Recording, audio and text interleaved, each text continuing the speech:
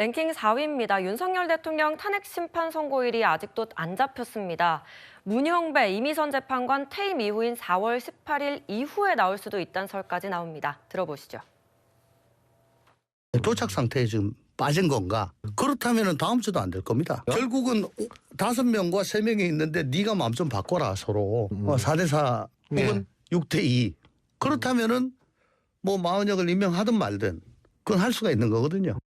최근에 가장 많이 얘기하는 게 뭐 5대 3으로 인용이 5, 기각 내지 각하가 뭐 셋 아니냐 이런 얘기를 하는데 저는 그것도 아니라고 생각하는 게 만약에 그렇다라고 하면 그냥 기각 결정을 하겠죠. 5대 그 세 3이면? 분이 아하. 지금 5대 3이고 헌법에는 6명 이상의 찬성이 있어야 되도록 돼 있으니까.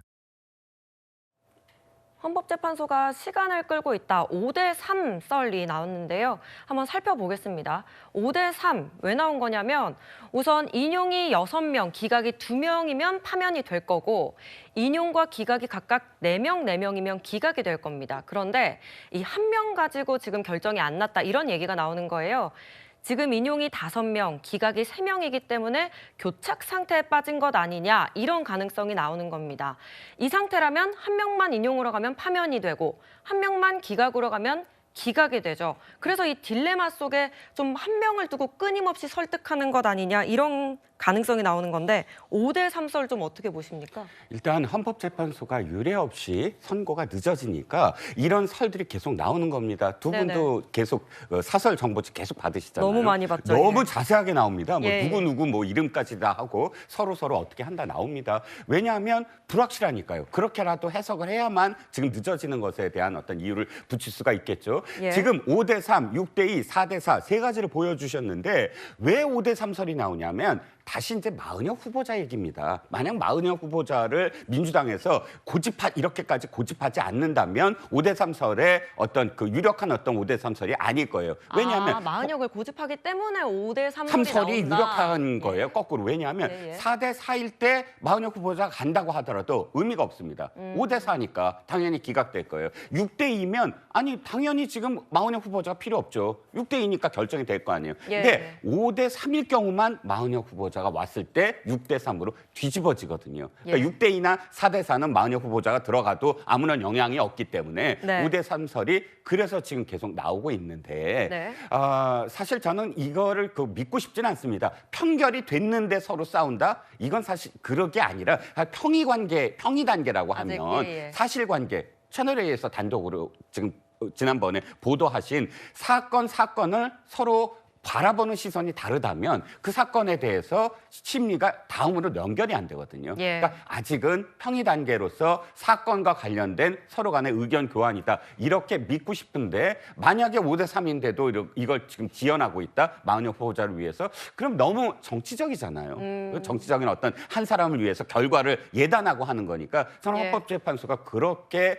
정치적이다라고 믿고 싶지는 않습니다. 알겠습니다. 5대3설의 또 다른 경우의 수가 있는데요. 인용은 똑같이 5명일지라도 이 3명은 기각이 아닌 각하일 경우도 있습니다. 그런데 만약에 각하가 3명이다 이럴 경우에는 기각이 되거든요. 왜냐하면 각하에는 5명의 재판관 절반이 필요합니다. 5대3 이렇게 나오면 기각이 없는 기각이 되기 때문에 이것도 굉장히 애매한 결론이다.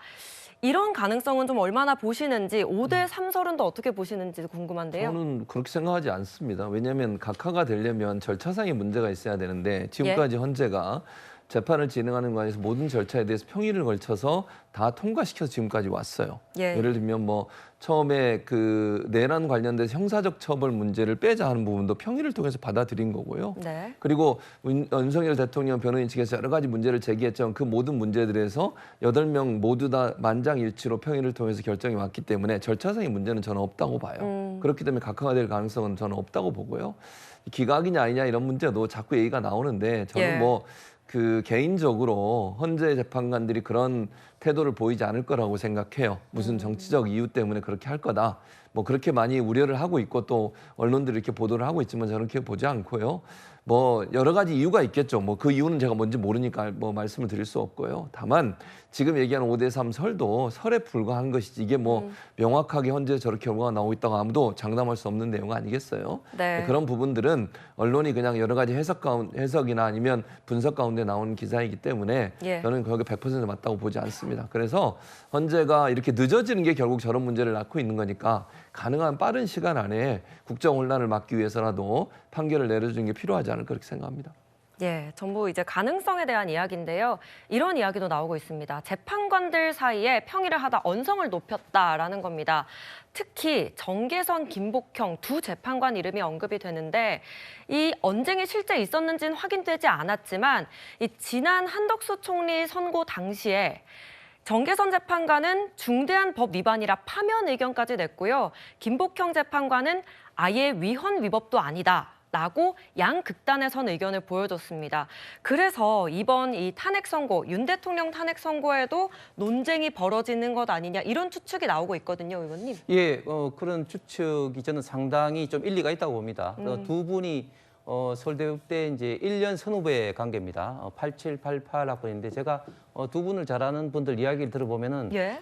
두 분 다 굉장히 그 주관이 강하고 뚜렷하시고, 그리고 예. 자기 어떤 고집이 굉장히 강하다 그런 어떤 말씀도 이제 하시는데 그런데 지금 현재 나오는 어떤 그 결정례를 보면 두 분의 어떤 그 결정이 아주 그 대척점이 있지 않습니까? 방금 예. 앵커께서 말씀하신 것처럼 정계선 재판관 같은 경우는 유일하게 한덕수 권한대행에 대해서 인용 결정을 내려서 완전히 이제 위법하고 탄핵을 해야 될 만큼 중대하다고 판단을 했고 예, 예. 또 김복형 재판관 같은 경우는 원래는 뭐 각하도 생각을 했었는데 우리나라 지금 현재 결정 내에는 독일에 했던 사례를 이제 그 좀 상당히 많이 벤치마킹을 했지만 독일 같은 경우는 각하 의견을 내더라도 본안에 대한 의견을 제시를 할 수 있는데 우리나라는 각하 의견을 낸 재판관은 본안에 대한 의견을 제시할 수 없습니다. 그렇기 때문에 김복형 재판관 같은 경우는 각하 의견을 내지 않고 본안에 어떤 관련된 의견을 내기 위해서 즉 이 이제 임명하지 않아도 위법이 아니다는 그 어떤 의견을 내기 위해서 기각을 했다. 그런 어떤 이야기까지 나올 정도로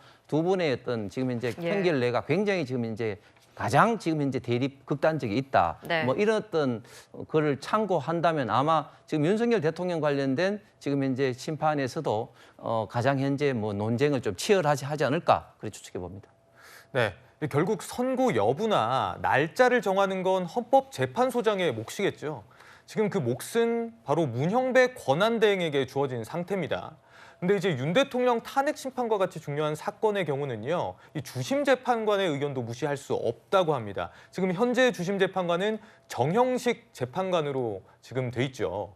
근데 성치훈 부회장님, 예. 좀 공교로운 상황이 이 문형배 재판관은 문재인 전 대통령 몫으로 임명이 됐고 또 정형식 주심 재판관은 또 윤석열 대통령 몫으로 임명이 됐어요.